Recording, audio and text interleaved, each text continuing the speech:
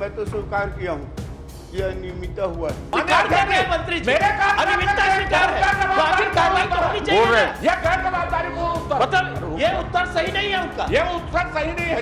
ये मेरे कार्यकाल पहले भी आसंदी के निर्देश आए, कार्यकाल की नहीं बीजेपी है, का सरकार के निर्देश हुए। पहले भी आसंदी का निर्देश टाइमिंग उत्तर आया कि 24 तक आप रखे, 24 तक नहीं करवाया गया। ये पहली लापरवाही थी शासन पक्ष की। अनियमितता हुआ है तो फिर कार्रवाई क्यों नहीं हो रही है? प्रश्न तो यही है। कब तक होगी ये जानना चाहते हैं। अनियमितता को जब स्वीकार कर लिया तो कार्रवाई को स्वीकार। कार्रवाई कब तक होगी ये बताइए। चलिए कार्रवाई कब तक होगी? छत्तीसगढ़ विधानसभा बजट सत्र की शुरुआत होते ही आज हंगामा हो गया। भाजपा विधायक धर्मलाल कौशिक ने कांग्रेस सरकार में चावल में गड़बड़ी का सवाल उठाया। उन्होंने जांच रिपोर्ट की जानकारी मांगी और अपनी ही सरकार के मंत्री के जवाब से संतुष्ट नहीं होने पर उनको डांट लगा दी। स्वीकार कर रहे हैं मंत्री जी, अनियमितता स्वीकार है, तो आखिर कार्रवाई तो होनी चाहिए ना। ये गैर जवाबदारीपूर्ण उत्तर, मतलब ये उत्तर सही नहीं है उनका। ये उत्तर सही नहीं है। जवाबदारी मंत्री खुद स्वीकार कर रहे हैं, उसके बाद में उनके ऊपर कार्रवाई नहीं होगी। इसमें कार्रवाई की घोषणा होनी चाहिए। हम लोग क्यों लगाते हैं? विधायक धर्मलाल कौशिक और अजय चंद्राकर ने मिलकर खाद्य मंत्री दयालदास बघेल की क्लास लगा दी। लंबी बहस और पार्टी विधायकों की नाराजगी के बाद खाद्य मंत्री दयालदास बघेल ने माना कि चावल वितरण में गड़बड़ी हुई है। इसके बाद सरकार ने सदन की समिति से जांच कराने पर सहमति जताई। संसदीय कार्य मंत्री बृजमोहन अग्रवाल ने कहा कि पीडीएस गड़बड़ी की जांच सदन की समिति करेगी। इससे पहले मंत्री दयालदास बघेल ने कहा कि मैं स्वीकार करता हूं कि अनियमितता हुई है। इस पर धर्मलाल कौशिक ने चिल्लाते हुए कहा कि जब अनियमितता हुई है तो कार्रवाई क्यों नहीं हो रही है।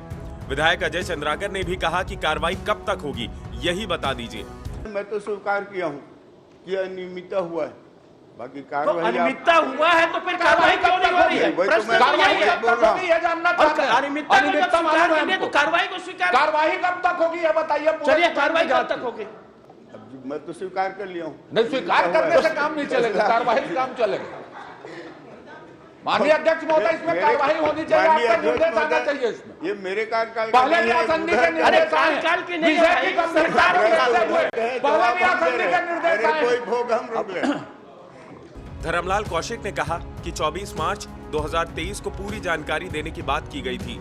अब मैं माननीय मंत्री जी से पूछना चाहता हूं कि 24 मार्च 2023 की स्थिति में जो परीक्षण किया गया उसमें कितने में अनियमितता पाई गई, कितने सस्पेंड किए गए, कितने फिट किए गए और कितना शॉर्टेज मिला।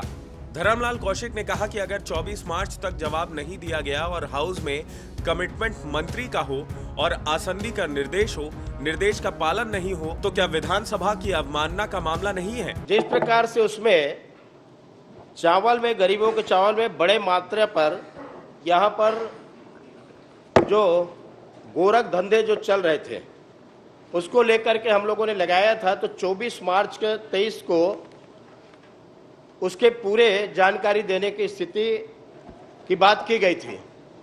तो मैं माननीय मंत्री जी से पूछना चाहता हूं कि 2024 मार्च 2023 की स्थिति में जो परीक्षण किया गया तो परीक्षण के द्वारा कितने उसमें अनियमितता पाई गई, कितने सस्पेंड किए गए, कितने निलंबित किए गए, कितने एफआईआर किए गए, तो कितना उसमें शॉर्टेज मिला, ये थोड़ा सा मंत्री जी बताएंगे। इस पर स्पीकर डॉक्टर रमन सिंह ने कहा कि आप सभी ने जो ध्यान आकर्षित किया है इस विषय को लेकर आसंदी ने स्पष्ट निर्देश दिया था। मुझे लगता है कि मंत्रीगण अभी पहली बार जवाब देने के लिए आए हैं।